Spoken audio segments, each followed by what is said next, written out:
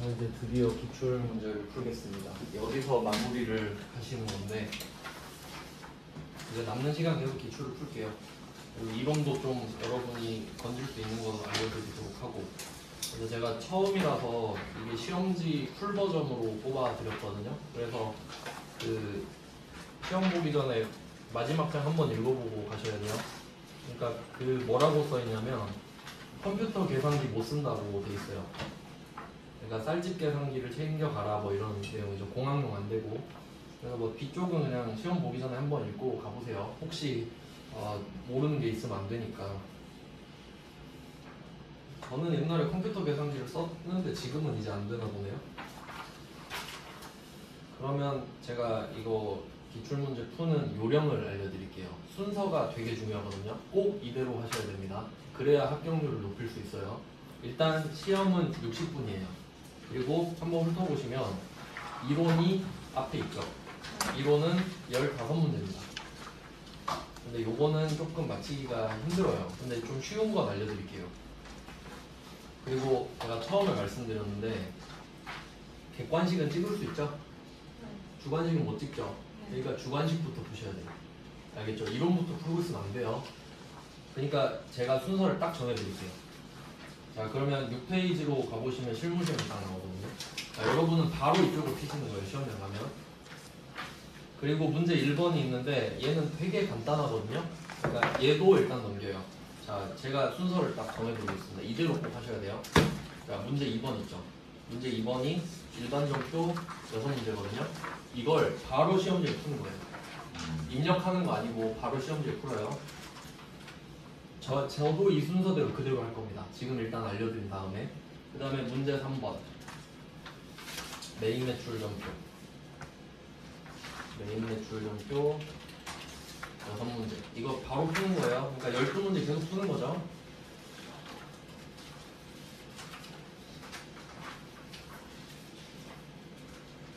여러분 절대로 이걸 보면서 입력하지 마세요. 보면서 입력하면 틀려요. 알겠죠? 그러니까 시험지에 푸는 거예요. 그 다음에 문제 4번인데 문제 4번은 일반 점표랑 메인 매출 점표를 수정하는 거예요. 그러니까 이미 입력이 돼 있거든요. 근데 그게 잘못돼 있는 거예요. 그럼 그거를 올바르게 고치는 거죠. 막 삭제를 하거나 아니면 뭐 고치거나 막 옮기거나 이런 이슈들이 있는 거예요. 그러니까 당연히 일반 점표, 메인 매출 점표를 다 알아야 수정도 할 수 있겠죠. 자, 이렇게 하고 이제 문제 5번이 결산입니다. 결산은 자동이랑 수동이 섞여 있어요. 세 문제가 나옵니다. 그럼 어쨌든 우리가 다 배우긴 배운 거잖아요. 그러면 제가 이 순서들을 정해드린 이유가 뭐냐면 이거는 붕괴 문제죠. 그러니까 붕괴를 쫙 푸는 거예요. 그냥. 그러니까 17문제거든요. 그냥 쭉 푸는 겁니다. 자, 그러면 제가 이 순서대로 답을 쫙 적어드리면서 풀어볼게요. 여러분은 뭐 이렇게 좀 받아 적으시면 되겠죠. 연습한다 생각하시고. 자, 그러면 문제 2번부터 보겠습니다. 답이 생각나는지 보세요. 자, 1번부터 제가 적어드릴게요.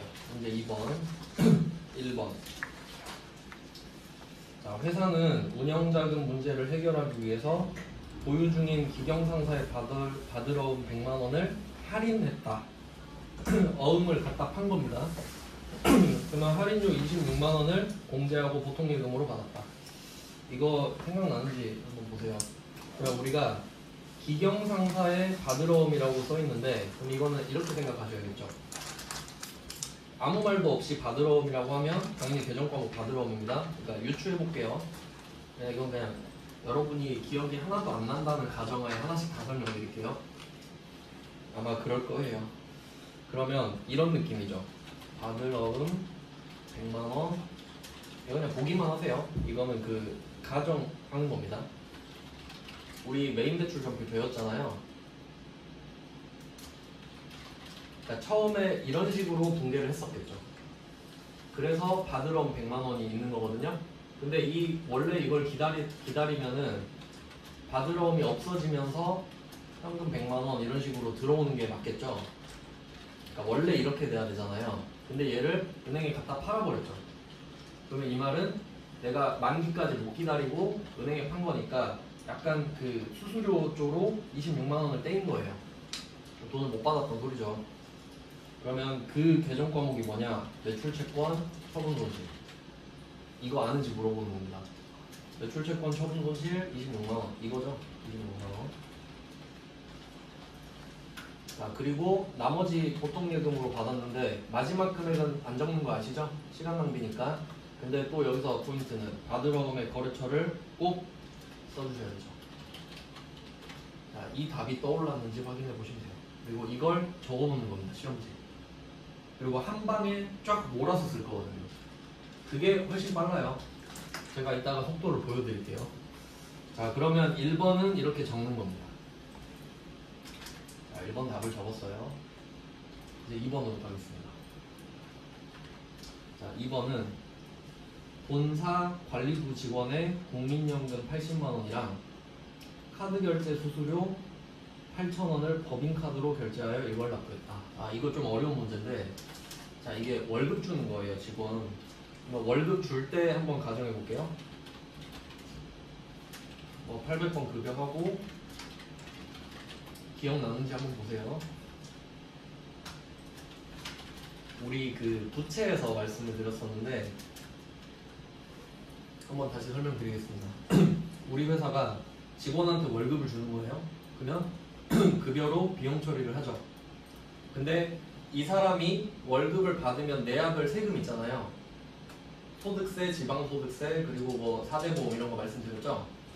그런 걸 예수금으로 빼고 주는 겁니다. 어차피 네가 내야 되는 거 내가 갖고 있다가 내줄게, 이런 느낌이죠. 그러면 이걸 갖고 있다가 다음 달 10일에 내주는 거란 말이에요. 그러니까 그 금액 중에 40만 원인 거예요. 왠지 한번 생각해 보면 납부한 국민연금 지금 80만 원을 낸 거잖아요. 50%는 원천 징수한 금액 돼 있죠. 여기에 예수금을 쓰셔야 돼요. 50%는 원천 징수한 금액에다가 예수금이라고 쓰시는 거예요.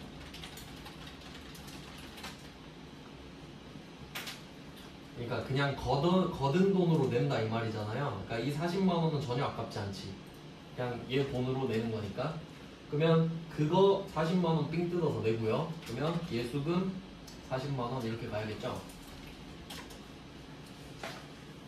그러니까 이 금액은 40만 원보다 더 크겠죠. 근데 여기서 국민연금 것만 빼니까 40만 원만 갖고 온 거예요. 금액이 더 큰데. 자, 그리고 내가 결제한 금액을 생각해 보면은 차변부터 완성을 시킬게요. 자, 그러면 회사 부담분 50% 있죠. 이건 우리 회사가 지금 생돈 내는 거잖아요. 그래서 이게 세금과 공과로 처리하라고 하니까 본사 관리부죠. 800번 세금과 공과, 나머지 40%. 그러니까 회사 부담분, 이게 세금과 공과예요. 회사 부담분이 세금과 공과. 그러니까 40만 원은 삥 뜯어서 내고 나머지 40만 원은 우리 돈으로 낸다, 이런 개념인 거고요. 그리고 그럼 80만 원 카드 결제해야 되죠? 근데 80만 원 카드 결제하니까 수수료가 붙잖아요. 수수료는 800번 수수료비. 왜냐면 제조원가가 아니니까 8,000원 이렇게 붙겠네요. 그럼 우리는 다음 달에 카드 회사한테 미지급금 이렇게 해서 80만 8,000원 이렇게 주겠죠. 그러면 카드는 항상 외상이잖아요. 그러면 이 금액은 다음 달에 나가는 거예요. 누구한테? 하나카드한테. 거래처 꼭 써주셔야 됩니다. 거래처 안 써도 틀립니다, 당연히. 그래서 얘는 앞에 월급 주는 분계까지 알고 계셔야 이 문제를 풀 수 있습니다. 조금 수준이 높은 문제입니다. 그 다음은 3번 넣을게요.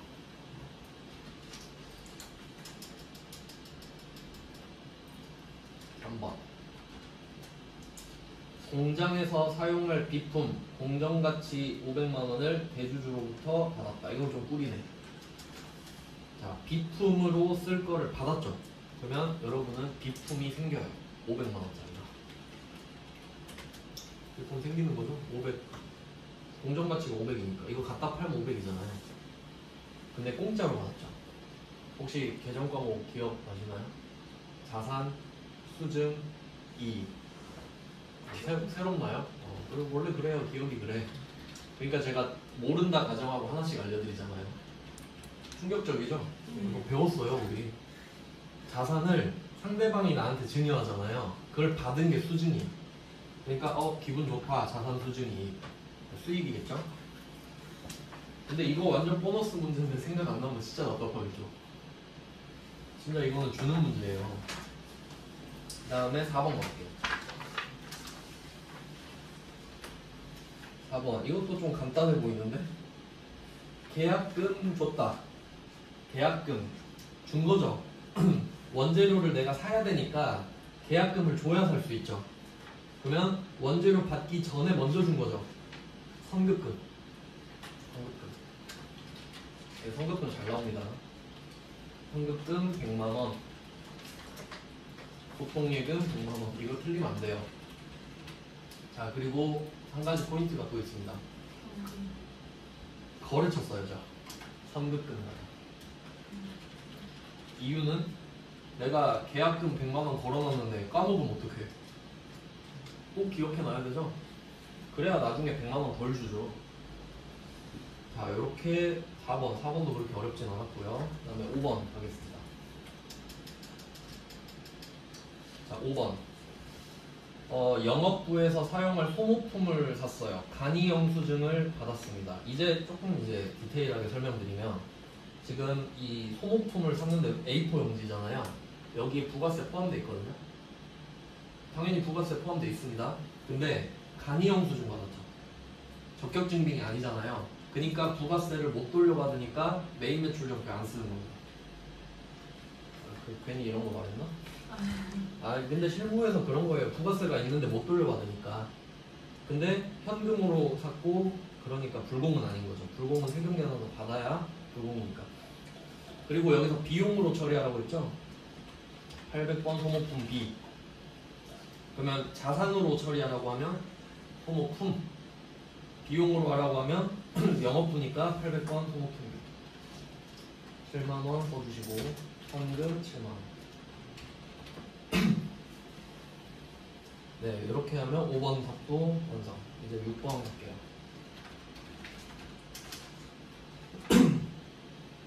자, 6번입니다. 아주 기본적인 문제네요. 처음에 배웠던 것 같은데, 단기 시세 차익을 목적으로 ABC, 시장성이 있는 주식. 이거 기억나실지 모르겠네. 단기 매매 목적 플러스 시장성 있다. 그러니까 상장됐다. 이렇게 되면 나는 단타를 칠 의도가 있고, 시장에 올라가 있으면 단타를 칠 수도 있죠. 이렇게 되면 단기 매매 증권. 공식이죠. 그래서 단기 시세 차익 목적이 있고 시장성이 있으니까 단기 매매 증권이구나, 이렇게 보셔야 되는 겁니다.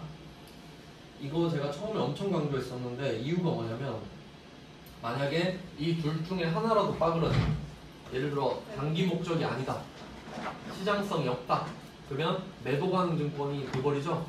자, 그것뿐만 아니라 붕괴가 어떻게 되는지 볼게요. 지금은 단기 매매 증권이잖아요. 그러면 답이 이렇게 될 겁니다. 단기 매매 증권 100주인데 한 주당 25,000원이죠? 여러분 이제 계산기도 하나 사야겠네요. 25,000원 곱하기 100, 250만원. 이렇게 계산기 활용해서 쓰시고, 자, 수수료 5만원도 같이 나갔죠. 그럼 보통 예금은 255만원 이렇게 나갈 거 아니에요. 자, 그럼 이 5만원 수수료는 기억나세요? 뭔지? 900번 수수료 비용. 이게 답이거든요.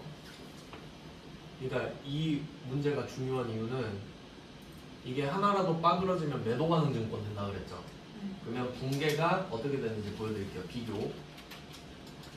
만약에 얘가 매도 가능 증권이다, 그러면 255만원, 보통예금 255, 이렇게 답이 아예 바뀌어버리기 때문입니다. 조심해야겠죠. 900번 수수료 절대 잊으시면 안 돼요. 왜냐면 우리는 제조업인데 주식을 사는 건 영업과 관련 없기 때문에 900번 수수료다. 이렇게 적어놨습니다. 비교까지 해드렸어요. 이렇게 하면 6문제. 이 정도 속도로 푸실 수 있겠나요? 이 정도 연습해야 돼요. 지금 엄청 제가 천천히 하고 있잖아요. 저는 그 전산세무 1급 하고 있는데 저는 보고 바로 입력하거든요. 그 시간이 많이 남는데 이제 아냐 모르냐 문제겠죠. 자, 이제 메인 매출 전표 요거 넘어갈게요. 문제 3번이죠. 문제 3번은 1번부터 보겠습니다. 얘는 메인 매출 전표는 약간 그 입력 그 종이에 적을 때 스킬이 좀 필요해요. 자, 어떻게 저는 쓸 거냐면, 자, 1번 7월 5일에 제1상사한테 제품을 팔고 카드로 결제받았죠. 그러면 세금 계산서는 안 주고 카드 전표만 준 거잖아요. 그래서 저는 매출 카과 이렇게 적어요. 왜냐면 숫자를 외울 수는 없잖아요. 의미도 없죠. 그래서 저는 매출 카과 이렇게 적어 놓을 거예요. 근데 이 문제는 여기까지 적어 놓으면 사실 끝난 것 같긴 해요. 더 적을 게 별로 없어요. 굳이 적는다면 제품을 팔았죠. 외상 매출금. 그러니까 굳이 적고 싶으면 금액은 안 적을 것 같아요. 왜냐면 금액은 그냥 입력할 때 적으면 되잖아요. 그러니까 메인 매출 전표는 그 거래 매입하고 매출하는 거에 방점이 찍혀있기 때문에 그 복잡한 분계가 잘 안 나와요. 그래서 뭐 그냥 요 정도 아예 분계 안 적어 놓으셔도 될 것 같고, 금액은 안 중요하니까 그냥 안 썼습니다. 2번으로 갈게요. 그러니까 유형을 찾는 거니까 그 상매출금의 카드 정도는 적어놓는 게 어차피 입력할 때 적긴 하지만, 그러니까 이 메인 매출 전표는 그 본인의 실력에 맞게끔 메모하시면 돼요. 그러니까 나는 다 안다 하고 안 적어도 되고, 난 실수할 것 같은데 그러면 좀 적어 놓으시고. 자, 2번 갈게요. 2번 문제 7월 11일입니다. 제품을 팔고 다음과 같은 세금 계산서를 줬다. 그러면 저는 여기다가 매출 과세라고 적을 겁니다. 물건을 팔았는데 세금 계산서 줬죠. 그러니까 매출 과세.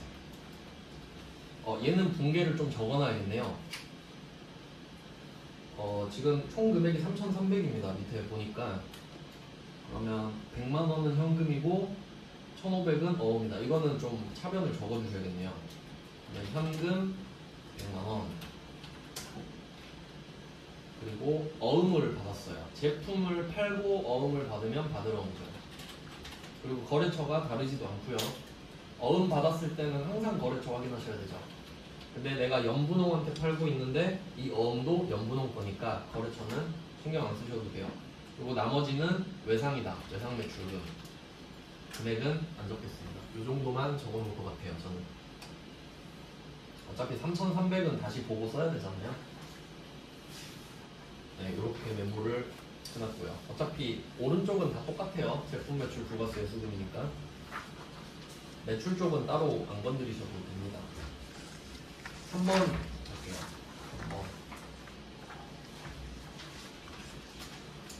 3번 쌀을 샀고요. 현금 영수증을 받았죠. 자, 쌀 혹시 모를까봐 면세 써놨죠? 그럼 여러분 지금 산 거예요. 매입이에요. 매입인데 면세를 샀고 현금 영수증 받았죠. 매입 현면이라고 쓰겠습니다. 매입 현면.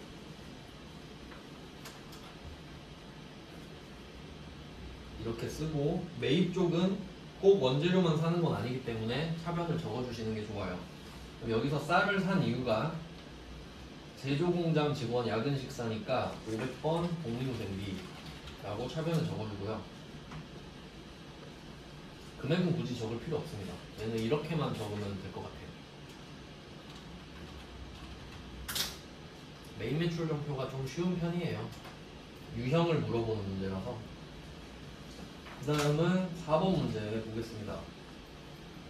4번 문제는 10월 30일 미국의 나이스 플래닛이라고 되어 있네요. 5만 달러인데 수출 신고일이랑 선적일이 있습니다. 수출 신고일은 아무짝에도 쓸모가 없습니다. 바로 끄어버리시고, 그리고 혹시 헷갈린다고 하셔도 왼쪽에 날짜가 10월 30일이라 써있잖아요. 당연히 10월 30일로 쓰는 거고요. 2만 달러는 보통 예금으로 지금 받았고요. 나머지는 외상이네요. 그러면 얘는 그냥 매출 수출, 그냥 수출만 적으셔도 되죠.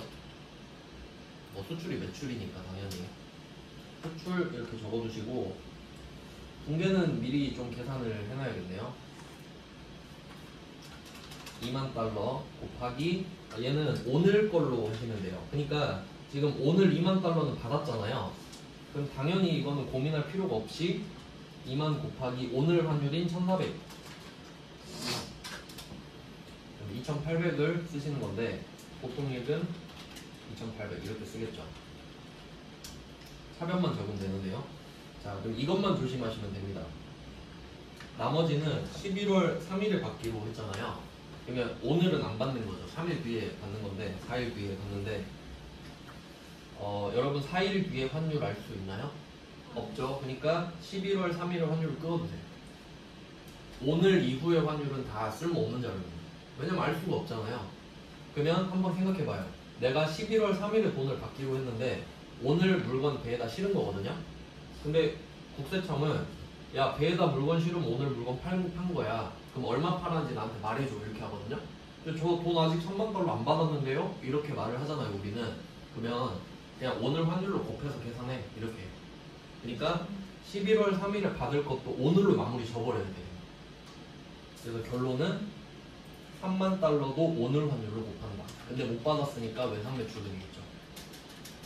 약간의 이론을 요구하는 문제네요. 원래 이게 어렵게 내면 정말 복잡한데 그냥 쉽게 냈네요. 3만 곱하기 오늘 환율인 1400, 그래서 4200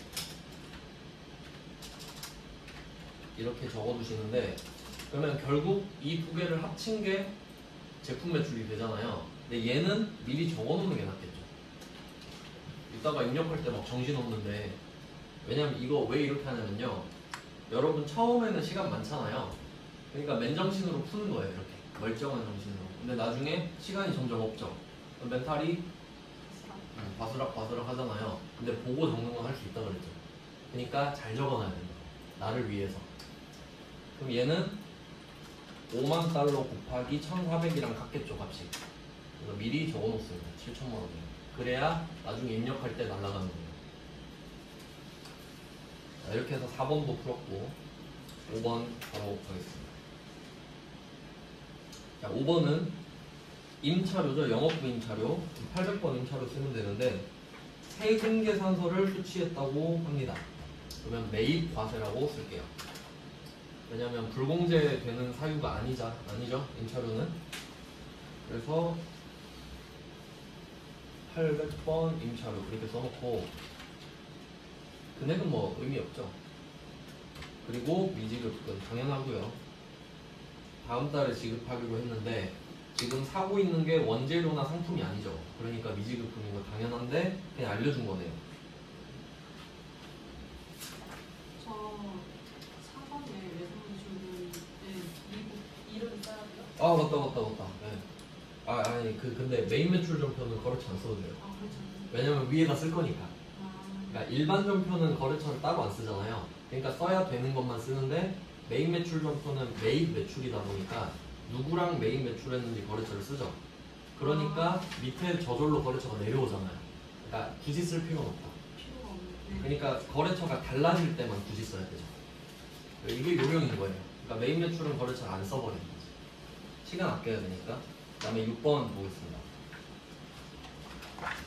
자, 6번은 이거 제가 엄청 강조했었던 건데, 세금 계산서 받았죠 지금. 그러면 답은 둘 중에 하나입니다. 50일 과세 아니면 54 불공이에요. 그쵸? 근데 방금 임차료는 불공이 아니었으니까 매입 과세였죠. 근데 얘는 토지를 취득하는데 그걸 철거한대. 그럼 결국 이 건물 값은 토지 값으로 들어가는 거고, 철거 비용도 토지 값으로 들어가는 거죠. 이유는 철거할 거잖아요. 그래서 얘는 토지의 자본적 지출입니다. 매입 불공이에요. 엄청 중요하죠. 불공은 무조건 한 문제씩 나온다고 보시면 돼요. 네, 그래서 얘는 토지의 자본적 지출까지 적어두시면 좋겠네요. 그럼 답을 써볼게요. 토지의 자본적 지출이 되는 거는 무조건 계정 과목이 토지입니다. 왜냐면 토지의 자본적 지출이니까.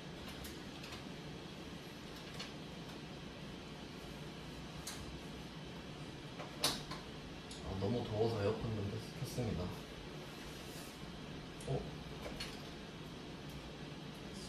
됐다. 완전 핫스팟이 돼버렸네. 그럼 계정 과목은 토지로 쓰시면 되고요. 그리고 결제를 어떻게 했나 보니까 이거 나왔네. 드디어 나왔군요. 맨날 강조하던 건데 선유 자동차로부터 제품이구나. 자동차 팔고 받았다는 줄 알았네. 그럼 여기서 제품 판매 대금으로 받아 보관 중인 약속어음이니까 받으러오죠. 받으러오네요. 제품 팔았으니까. 제품 판매 대금이잖아요. 그러니까 제가 지금 자동차로 착각했거든요. 저도. 그런 미수금이지. 근데 제품을 판매하고 받았으니까 받으러옴을 주는 겁니다. 근데 지금 우리가 시온건설한테 이 철거 서비스를 사고 있는 거죠. 이건 한번 적어볼게요. 그러면 원래는 6,600만 원 이렇게 주잖아요. 근데 이거 부가세 못 돌려받죠. 그러니까 부가세가 토지값에 같이 붙어버리는 거예요. 못 돌려받으니까. 그리고 이걸 이제 어떻게 결제했냐 하니까 내가 선유자동차한테 제품을 팔고 받았었던 받으러옴을 주는 거죠. 자, 그럼 이때는 내가 거래처를 시온건설이라고 적을 거 아니에요. 근데 이 어음의 주인은 선유자동차죠. 전액 발급했대요. 금액은 똑같네. 금액 안 써도 되는데 그러면. 그럼 여기서는 거래처를 꼭 써야 돼요. 선유자동차. 여기선 이게 포인트예요. 선유자동차 거래처 꼭 써주기. 이게 배서양도죠? 배서양도. 자, 이런 식으로 해서 12문제를 쭉 풀었고요. 이제 4번 또 보겠습니다. 이제 4번. 이제 4번에 1번. 9월 1일입니다. 가득 주유소에서 주유 후 대금은 당일에 현금으로 결제를 했는데 현금 영수증을 수취한 것으로 일반 전표에 입력했다. 그럼 이게 뭐가 잘못됐는지 확인해 보면 주유를 했어요.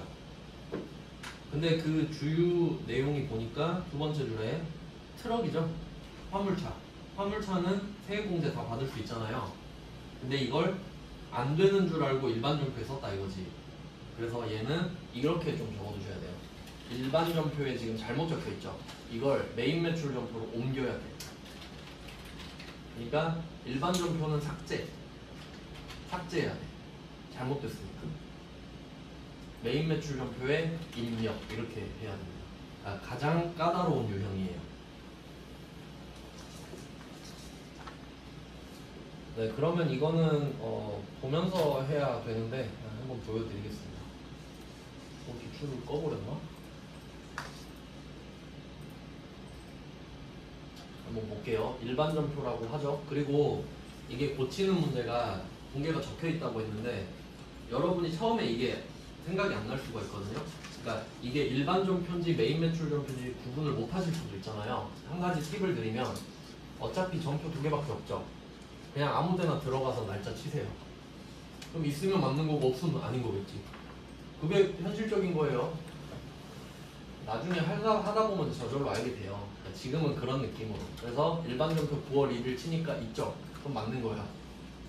그러면 이거 보니까 현금으로 지급한 게 지금 잘못되어 있다는 거죠. 자, 그러면 여기서 결제 수단을 꼭 확인하셔야 돼요. 근데 문제에서 이미 알려주고 있으니까 얘는 어떻게 해야 되냐면 이 앞에 체크 하시고 앞에 체크 이거 잘못된 거잖아요. 그럼 이거를 체크해서 F5번을 눌러서 날립니다. 삭제해야죠. 잘못됐으니까. 그래서 얘를 날려요. 그리고 끝 이러면 안 돼요. 이걸 메인 매출 전표로 가서 9월 1일자로 옮겨 적는 거거든요. 그러니까 얘는 지금 데이터가 직접 봐야 되는 거라서. 그리고 방금 혹시 숫자 기억하시나요? 네. 11만원. 이거 기억 못하면 완전 나가립니다. 그래서 사실 제일 추천하는 방법은 뭐냐면 안전한 방법 알려드릴게요. 이 일반 점표에 입력이 돼 있죠. 그러면 그걸 저는 지금 삭제했는데 이걸 띄워놓고 이걸 보고 옮겨 적고 마지막에 삭제하시는 게 제일 안전해요. 저는 그냥 가로로 이제 막 하고 있는 거라서 금액 모르면 안 되잖아요 지금. 그러면 얘는 어떻게 입력을 할 거냐, 이 4번은 그냥 제가 바로 입력하겠습니다. 11만 원이고 차량 유지비로 들어가 있죠. 500번이니까 500번 차량 유지비, 그리고 현금 영수증이니까 매입 현과가 되겠네요. 그러면 61번 이거 보고 쓰는 거죠, 오른쪽 밑에. 그리고 전 답을 바로 적을게요. 800번 차량 유지비 답 적어놓고, 그리고 그 건별, 카과, 현과 이 세 개, 건별, 카과, 현과는 부가세가 포함된 금액을 적어주시면 되거든요. 11만원 이렇게 쓰면 알아서 쪼개집니다.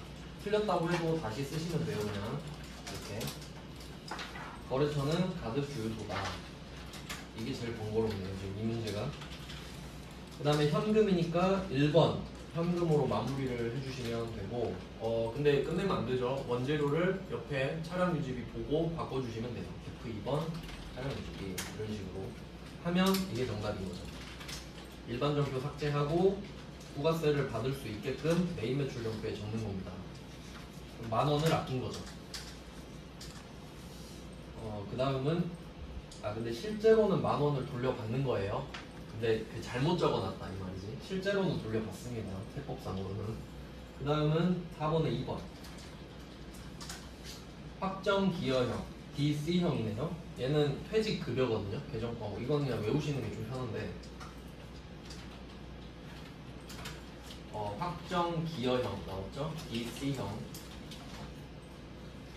얘는 퇴직급여라는 비용을 씁니다. 500 또는 800 퇴직급여 비용입니다. 그러니까 직원 퇴직금 통장에 꽂아버리는 거예요. 그냥 확정 기여형은. 그러니까 비용 처리하고 끝입니다.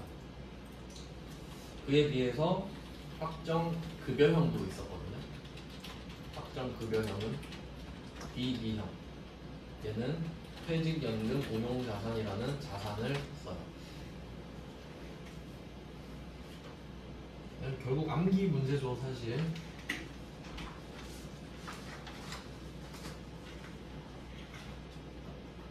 이거 아는지 물어보는 거네 그냥.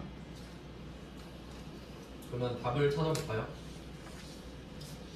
DC형 퇴직연금에 가입을 하고 보통예금에서 1,700을 줬는데 DB형으로 했다네. 그럼 얘는 매입도 아니고 매출도 아니니까 일반 점표에 적혀 있겠네요. 날짜만 맞춰 보시면 되겠네요. 12월 12일로 들어갔어요. 근데 이거는 사실 찍을 수 있는 문제입니다. 퇴직연금 운용자산이 적혀 있어 버리잖아요. 그럼 그게 아닌 게 퇴직급여밖에 없잖아. 그 정도라도 외우셨으면 문제 푸는 건데, 그럼 얘는 186 이거 클릭을 해가지고 F2번 바로 해버리면 되죠. 그리고 퇴직급여.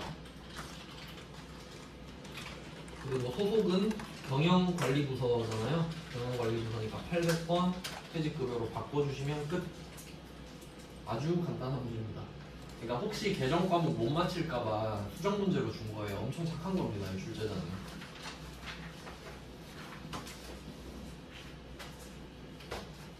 네, 이렇게 해서 4번까지 받고 이제 5번 가겠습니다. 결산이네요, 결산.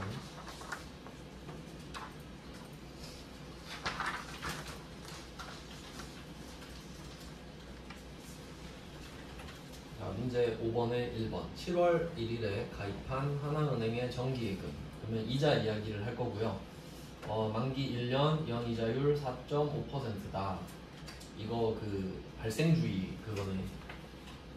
얘는 어떻게 구하시는 거냐면, 여러분이 지금 은행에 1,000만 원 맡겨놨잖아요. 근데 이자가 1년에 4.5%죠. 이자는 항상 연단이에요. 그럼 4.5를 곱하고, 근데 7월 1일에 가입했죠. 그러면 앞에 6개월이잖아요. 7월 1일이면 앞에가 6개월, 뒤에가 6개월이죠. 그럼 우리가 7월 1일부터 12월 31일까지 지금 결산이니까 7월 1일부터 12월 31일까지 이 이자를 받았다면 얼마 받는 거지? 이거 하는 거죠. 그러면 7월 1일부터 12월 31일까지가 6개월이잖아요. 12분의 6을 하는 거지. 이 이자는 1년치니까. 이게 답이거든요. 숫자 구할 때. 네, 그러면 계산기 두드려 보면 1000만원 곱하기 0.045 곱하기 6 나누기 12 22만 5천원 이렇게 나오죠. 그럼 22만 5천원을 구했어. 이걸 어떻게 쓸 거냐? 자, 이게 미수 수익이고 22만 5천원 이자 수익입니다. 참고로 성격은 자산이고 수익이에요. 그냥 인식하는 거지. 6개월 지났으니까 아 원래대로라면 이 정도 받는 거구나 알아차리고, 근데 못 받으니까 미수 수익 이렇게 됩니다. 좀 어려운 문제인데 이게 잘 나옵니다. 그래도 6개월 반띵으로 줬으니까 좀 쉽잖아요. 저 같으면은 8월 1일 이렇게 냈을 것 같은데, 그러면 12분의 5로 가셔야 돼요. 8, 9, 10, 11, 10이니까. 요거는 강의를 다시 들으세요. 기억이 아예 안 나면 이거는 좀 설명하기 힘듭니다. 자, 2번. 이건 쉽다. 장기 차입금 중에 5천만 원은 내년에 갚아야 된다. 유동성 대체네요. 장기 차입금으로 시작했는데 이제 장기 차입금이 아닌 게 됐다. 그러면 차변에 장기 차입금을 없애줘야겠네요. 안전한 부채가 사라지고 위험한 유동성 장기 부채가 생기는 거죠. 자, 그럼 이때는 이름만 바꾸는 거기 때문에 금액은 당연히 똑같고요. 그리고 거래처 둘 다 써주셔야 되죠. 경남은행의 장기 차입금이 없어지고 경남은행의 유동성 장기 부채가 새로 생기는 개념이기 때문이에요. 답은 되게 간단한데 거래처를 빼먹지 않게 조심하겠습니다. 이번 회차는 좀 너무하네요. 전부 다 수동결산 좋네. 자동결산이 하나도 없네요. 자, 그러면 3번 가겠습니다. 이제 마지막 공개는 공개로 치면요. 자, 3번 부가세 예수금, 부가세 대급금 이야기하죠. 요거 부가세 정리하는 것도 했잖아요. 그러면 한번 생각을 해볼게요. 우리가 물건을 사면 원재료 샀다, 외상매입금 이렇게 하면 이때 부가세도 같이 내죠. 근데 그 부가세를 돌려받을 수 있으면 부가세 대급금이라는 자산을 쓴단 말이죠. 왜냐면 어차피 돌려받으니까. 그러니까 국세청에 빌려준 자산으로 생각하는 거예요. 그리고 물건을 팔아요. 팔면 이번은 내가 상대방한테 삥 뜯겠죠. 부가세 갖고 와 이러겠죠. 그러면 내가 만약에 뭐 100만 원 팔았다고 하면 부가세 10만 원을 받아 놓잖아요. 근데 이건 내줘야 되죠, 국세청에. 그러니까 국세청에 대한 부채니까 부가세 예수금, 매출세액은 대변에 쌓이고 있는 거예요. 이거 아는지 물어보는 거죠. 물건 사면 부가세 돌려받을 수 있는 걸 대급금으로 쓰고, 물건 팔 때 삥 뜯어 놓은 거는 국세청에 내야 되니까 부채다. 그러면 이걸 없애라 이 말이죠. 그러면 자리를 바꿔주셔야 돼요. 부가세 예수금이 오른쪽에 있다 왼쪽으로 가야 부채의 감소죠. 그럼 그 금액을 그대로 쓰는 거예요. 52, 346, 500. 반대 자리는 부가세 대급금. 52, 749, 000 이렇게 정리를 해줍니다. 금액이 아주 근소한데 대급금이 좀 더 크죠. 그러면 이게 내가 받을 돈이 더 많다는 소리예요. 그러면 이게 끝이네? 미지급 세금 또는 미수금으로 해라. 그러면 돌려받아야 되죠. 차변의 미수금 그리고 금액은 찾을 필요 없죠. 컴퓨터가 찾아줄 겁니다. 좀 간단하네요. 자리만 그냥 아는지 물어보는 수준이에요. 자, 이렇게 하면 공개 다 푼 겁니다. 그러니까 실제로 시험장 가면 여러분 이거부터 하셔야 돼요. 네. 이걸 하고 이제 입력을 하는 건데, 입력은 어차피 여러분이 하시는 건데 제가 한번 보여드릴게요. 답을 안 써놓긴 했는데 어떤 느낌으로 입력을 하시는 건지. 그러니까 또 입력할 때 세워라 내워라 막 이러면 안 되잖아요. 저도 지금 전산대구 그 벼락치기 하고 있기 때문에 느낌을 보여드릴게요. 어떻게 하냐면 이제 답을 보고 쓰는 겁니다. 여러분도 뭐 해보시려면 해보시면 되겠고 8월 5일 이렇게 딱 쓰죠. 날짜는 고민할 필요가 없죠. 그럼 1번 문제를 바로 딱 적어볼게요. 저는 이렇게 쓸 겁니다. 대변에 바드러움 이렇게 쓰고 거래처 써놨죠. 비경 그럼 여기에 100만원 이렇게 쓰고 차변 하고 매출 채권 처분 손실 이렇게 바로 나오죠. 여기에 금액을 바꿔야 되죠. 26만원 그럼 나머지 금액이 보통 예금이잖아요. 이 정도 속도는 나와야 되는 거죠. 풀 때는 오래 걸려도 입력할 때 막 하나씩 하고 있으면 안 돼요. 그러니까 연습을 많이 하셔야 됩니다. 다른 것도 쭉 보여드릴게요.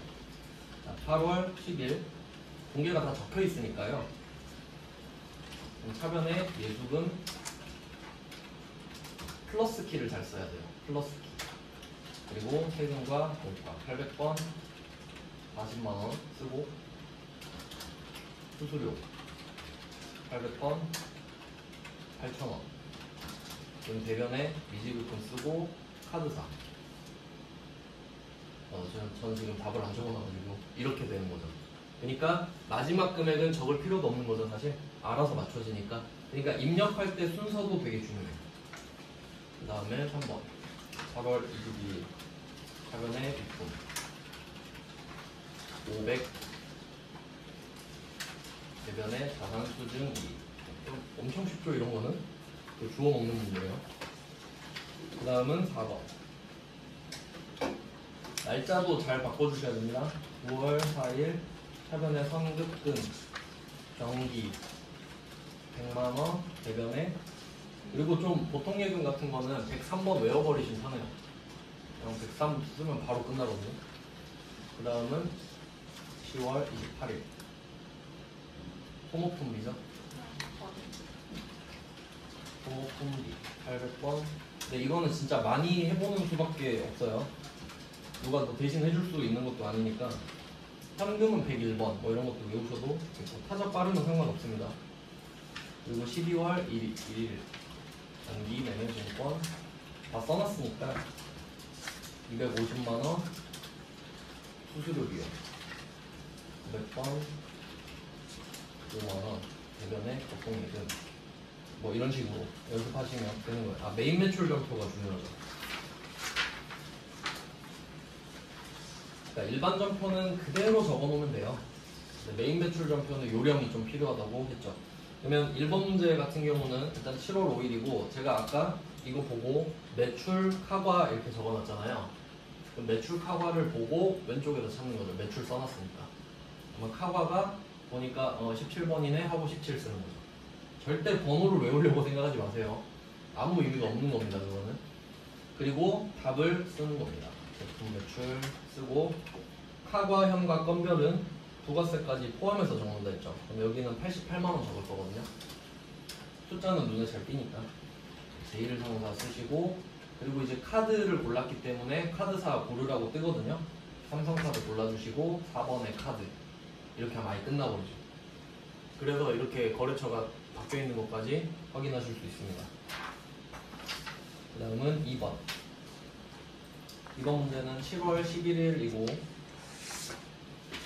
제품을 팔았습니다. 세금계산서 됐고요. 그러면 매출과세라고 써놨죠? 매출과세는 뭐 11번 아마 외우실 것 같은데 팔 때는 이제 거의 제품이라서 좀 쉽죠. 금액은 수량 단가가 없으니까 바로 공급가액으로 적겠습니다. 그리고 거래처는 지금 우리가 태림상사거든요. 그럼 세금계산서에 태림상사가 아닌 게 거래처겠죠? 뭐 말도 해줬지만 무농상사, 전자 1번 표시하시고 공개는 혼합 가야겠죠. 대변은 아예 완성이 돼 있잖아요. 그래서 제가 대변은 아예 안 써버렸죠. 제품을 팔 때는 좀 편한 편이죠. 그러면 차변을 아까 쓴 대로 현금 100만원 바드러움 거래처 안 써도 되죠. 연부농상사가 저절로 뜨니까 1500 나머지 외상매출금 제가 금액 일부러 안 적었었거든요. 맞춰주니까.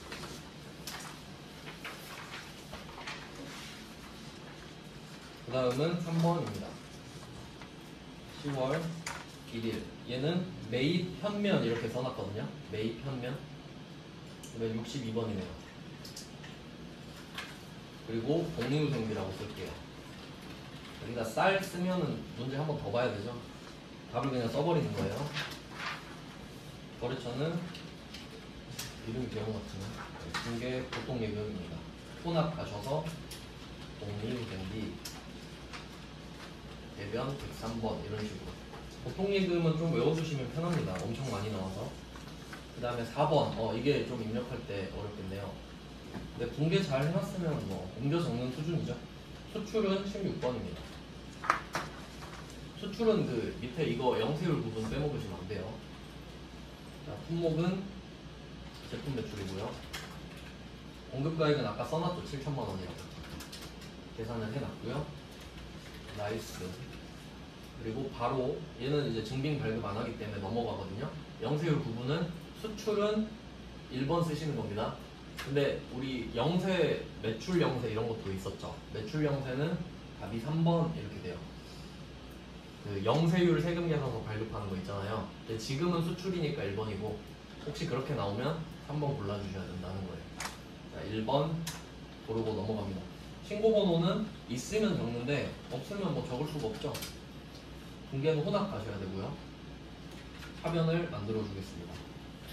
아까 뭐 계산했을 때 일단 보통예금 2,800인가요? 안 적어놔가지고 2,800. 그러면 나머지는 안 적어놔도 되죠 사실. 그리고 외상매출은 네, 이렇게 적으면 알아서 맞춰집니다. 네, 그 다음에 5번 문제예요. 임차료네요. 11월 30일. 얘는 매입과세라고 적어놨어요. 51번. 그리고 800 임차료. 금액은 부가세 별도 300. 미지급금이죠. 얘는 제니 리딩. 전자 발급 받았습니다. 얘는 글자로 말했지만 전자 잘 보셔야 되고요. 가끔씩 종이 껴놓거든요.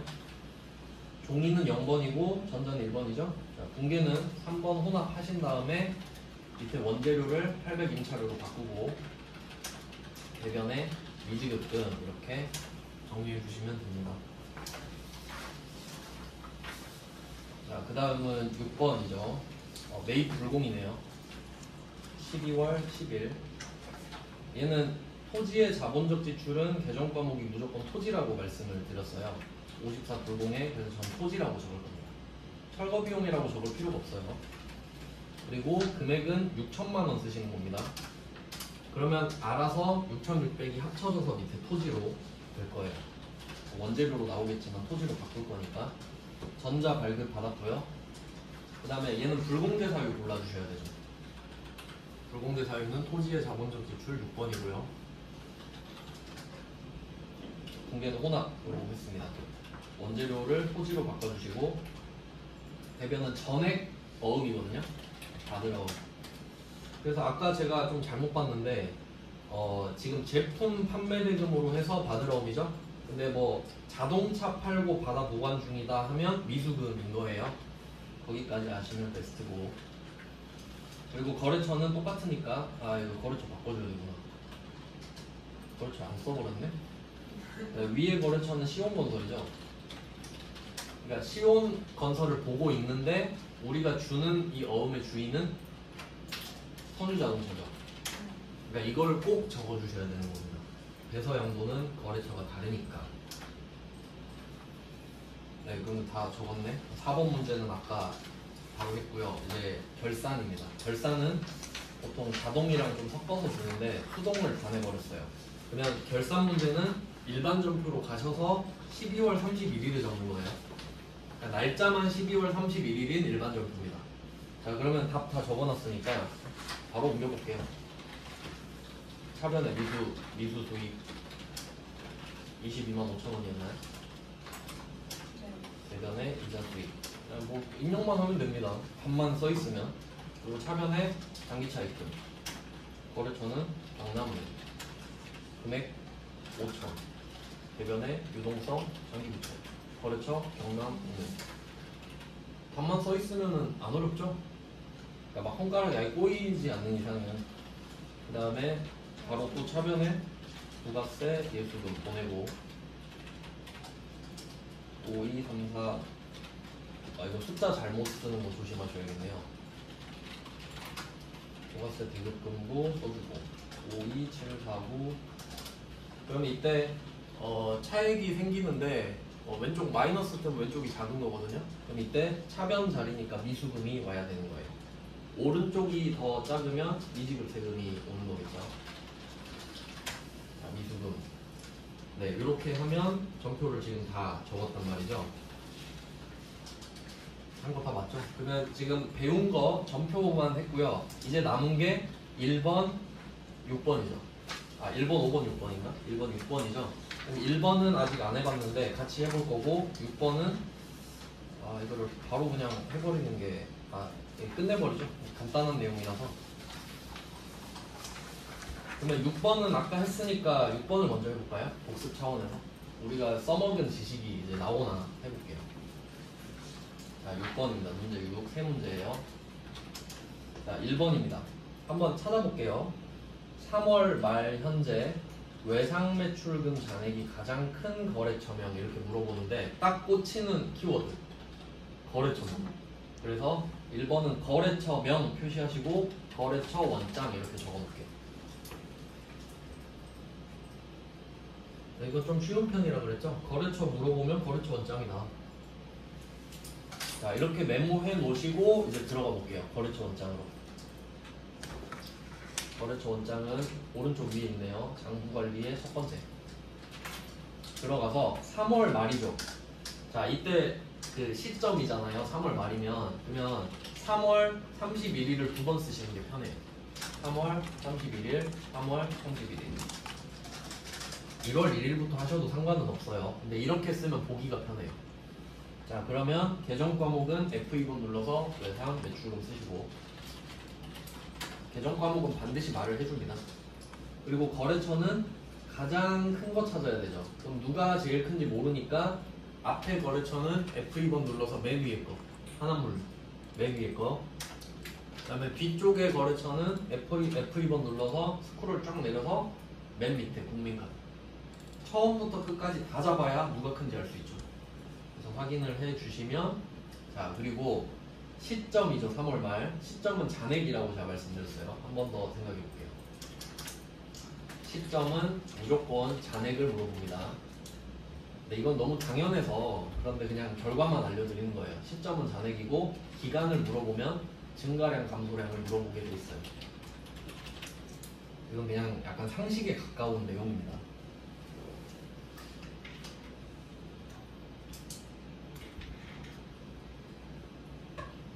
자, 이렇게 됐죠? 그럼 지금 시점이니까 잔액 물어보잖아요. 그러면 잔액을 보시면 되겠죠. 누가 제일 크냐 보니까 양주기업이네요. 그러면 답을 두 개 적으셔야 돼요. 양주기업 적고 금액 5천만 원 두 개. 양주기업 5천만 원 두 개 다 적으세요. 왜냐면 실제로 이제 가보시면 이렇게 두 칸 있거든요. 두 칸 다 적어야 되니까. 자, 그 다음에 2번 가볼까요? 2번. 이건 조금 까다롭게 나왔다. 이건 변형 문제인데 실제로 배당금을 수령한다는 몇 월인가? 이거 좀 아리까리하죠?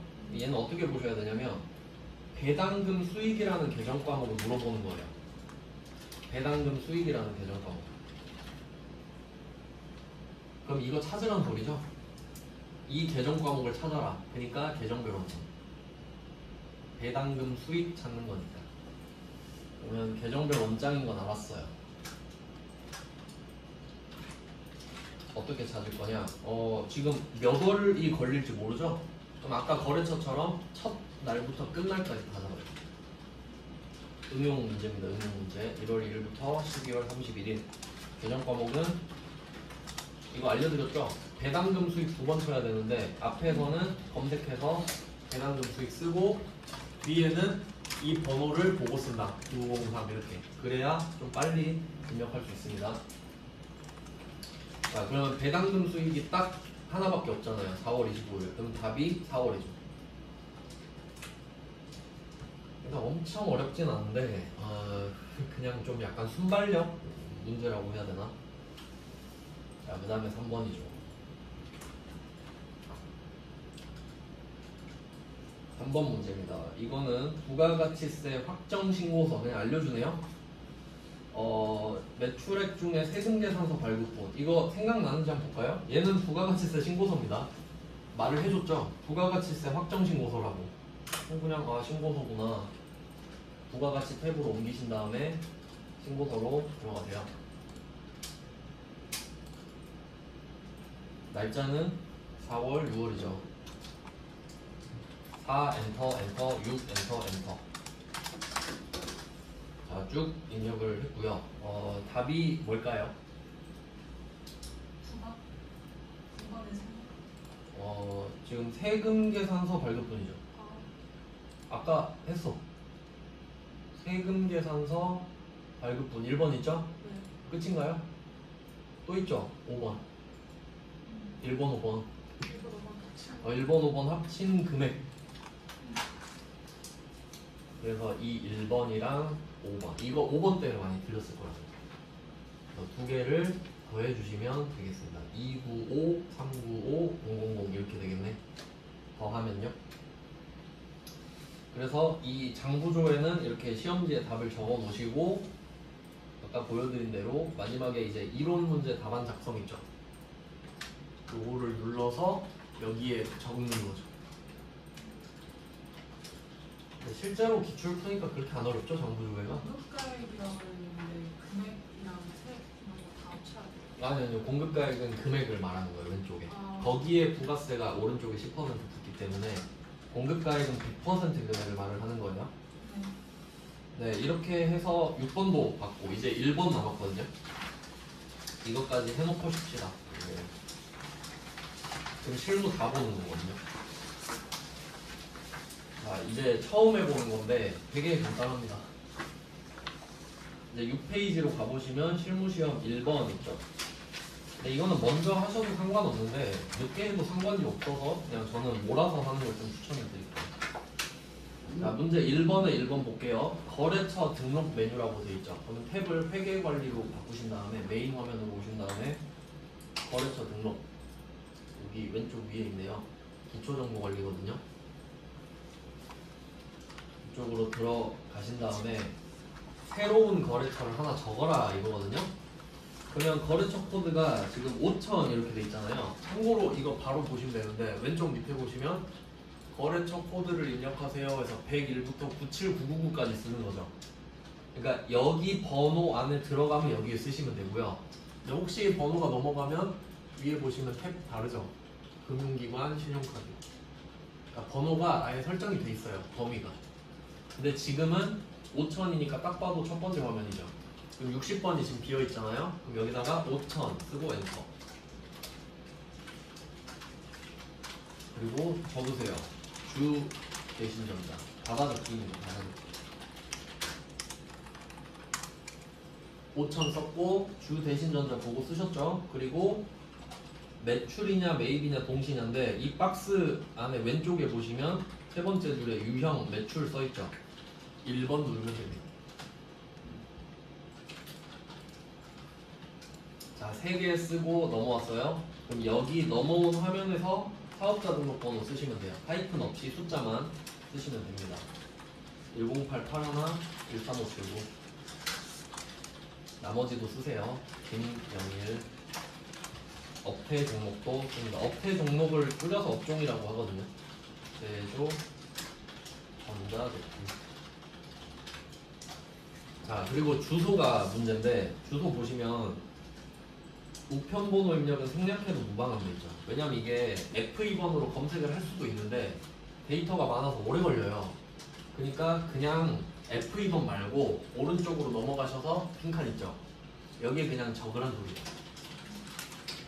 경기도 시흥시 경왕대로 56 공항동. 왜냐면 우리가 주소 찾는 시험이 아니잖아요. 그냥 상식적으로 주소는 입력만 해라 이런 느낌이에요.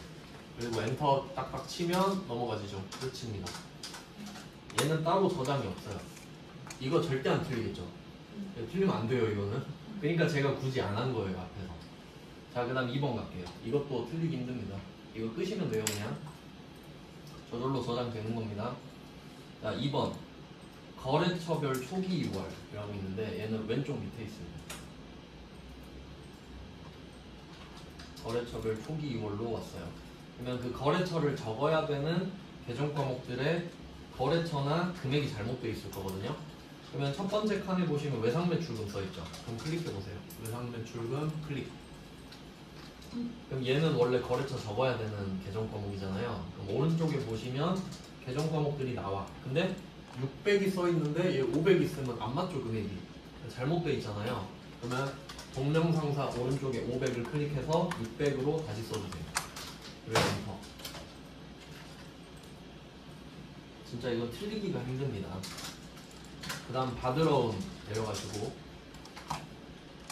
바드러운 클릭하면 남북 100만원 써있는데 250이라고 돼 있네요. 그럼 얘도 250 클릭해서 1 플러스 엔터 하시면 되겠네요. 그 다음에 지급원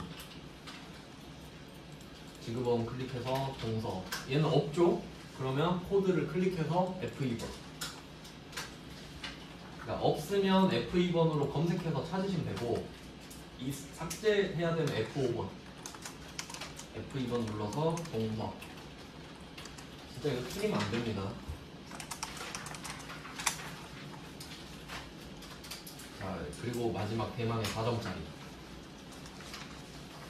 다행히 이번 회차는 되게 쉽게 나왔어요. 그래서 이거 제가 추천 안 한다고 했잖아요. 근데 이건 추천할 만해요. 이건 쉽거든요. 자, 그러면 다시 한번 제가 써드릴게요. 순서 1번이 전기분 원가 명세서고요. 이거 외워야 하는, 이거 안 외워도 될 것 같은데 그냥 쉬우면 풀고 어려우면 버리시는 게 낫긴 하거든요. 자, 2번은 전기분 손익계산서, 3번이 전기분 잉여금 처분 계산서, 4번이 전기분 재무제표예요.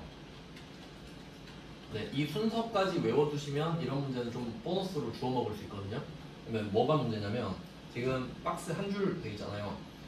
공장 건물에 대한 재산세 350 있죠. 그럼 이거는 500번 세금과 공과일 거란 말이에요. 500번 세금과 공과. 그러니까 그게 1번의 전기분 원가명세서 소속이에요. 이 순서 중에. 뭐 아까 그 드린 거에다가 뭐 써주셔도 되겠고요. 이 정도는 좀 쉬운 문제라서. 그 다음에 그 손익계산서.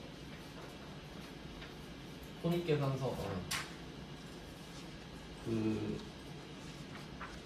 판매 관리비에 세금과 공과금으로 반영되어 있다 이렇게 돼 있죠. 그러면 얘 두 개가 지금 잘못된 건데 어떻게 고칠지 한번 생각해 볼게요. 그러니까 지금 얘 둘만 나온 거거든요.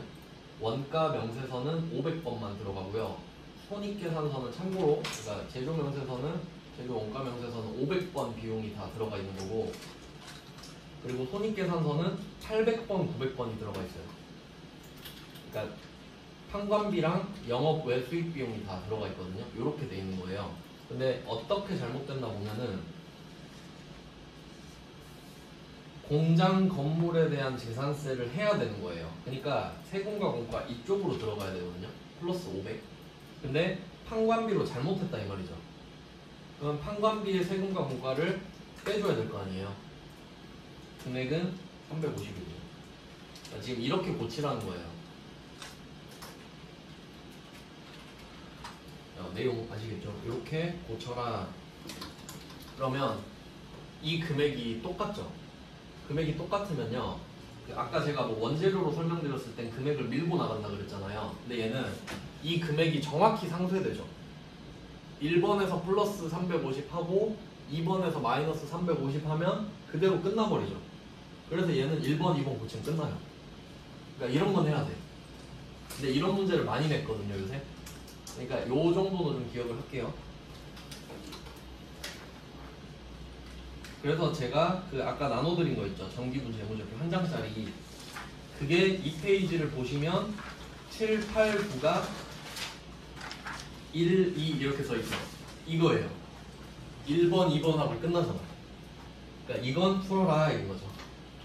그리고 밑에 4번은 진짜 개꿀인 거고. 그러면 한번 해볼까요? 자, 그러면 왼쪽 밑에 이렇게 모여 있거든요.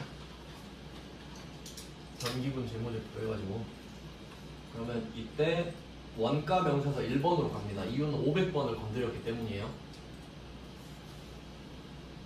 그러면 여기에 세금과 공과를 아예 없네요. 그럼 F2번 눌러서 만들어 줄게요. 계산하기 편하게 그냥 없애버렸네. F2번에서 세금과 공과 당연히 500번입니다. 얘는 여기에 350만 원을 쓰시면 여기에 쓰기 전보다 11번이 늘어나거든요. 뭐 바꿨으니까 늘어나겠죠. 자, 이게 여기서는 끝입니다. 자, 끝. 원가 명세서 그냥 350 더했어요. 그러면 이제 손익계산서 가서 350 빼주면 되겠죠. 순서가 이렇게 돼 있으니까. 자, 그러면 얘는 세금과 공과 350 적혀 있잖아요. 얘는 F5번으로 삭제할게요. 전기분 손익계산서 가셔서 삭제 했습니다. 이것도 한번 생각해야 되나? 일단 지금 만들고 없애고 했죠. 비교해 드릴게요. 그러면 원가 명세서 아까 바꿔서 이 단기 제품 제조 원가가 늘어났어요. 금액이 바뀌었다는 것만 아신대요. 350이 늘어났겠죠. 그리고 손익계산서 가서 세금과 공과를 없애버렸단 말이죠. 그럼 여기서 제품 매출원가 있죠. 손익계산서에서 제품 매출원가를 클릭하면 창이 하나 뜨거든요. 창이 하나 떠요. 그럼 여기에 보시면 두 번째 칸에 단기 제품 제조원가 있죠. 그러니까 이게 그 아까 원가 명세서의 끝이거든요. 그래서 금액을 비교해 보면 이게 350만 원이 늘어났으니까 근데 얘는 못 따라오고 있는 거예요. 금액이 지금 다르죠. 얘는 107650으로 최신화가 돼 있는 거예요. 근데 손익계산서로 갔는데 이 매출원가를 클릭해 보니까 단기 제품 제조원가가 못 따라오고 있다 이 말이지. 근데 클릭을 해보니까 숫자를 바꿀 수 있네요. 그럼 이건 바꾸란 소리죠. 그래서 이거 보고 입력하시면 돼요. 107, 650, 000 단기 제품 제조원가잖아요. 107, 650, 000 이것까지. 이 정도까지는 할만하시죠. 네, 적어두시면 됩니다. 그래서 얘는 제품 매출원가 클릭해서 이 두 개 하고 이 두 개로 끝나죠. 1번, 2번. 2번 정기분 손익계산서에서 매출원가 클릭 하고 단기 제품 제조원가 플러스 350. 그러니까 플러스 350이 아니라 그냥 보고 적으면 되는 거죠. 이게 그 고치는 내용이니까. 그래서 4점짜리는 조금 복잡해요. 근데 이 정도는 할만해서 같이 해봤고, 그럼 지금 여러분이 저랑 같이 한 게 70점이거든요. 70점이 합격이에요. 그러니까 이거를 다 마치면 이론상 합격인데 그게 어려우니까 좀 쉬다가 앞쪽에 이론은 있죠. 쉬운 것만 좀 알려드릴게요.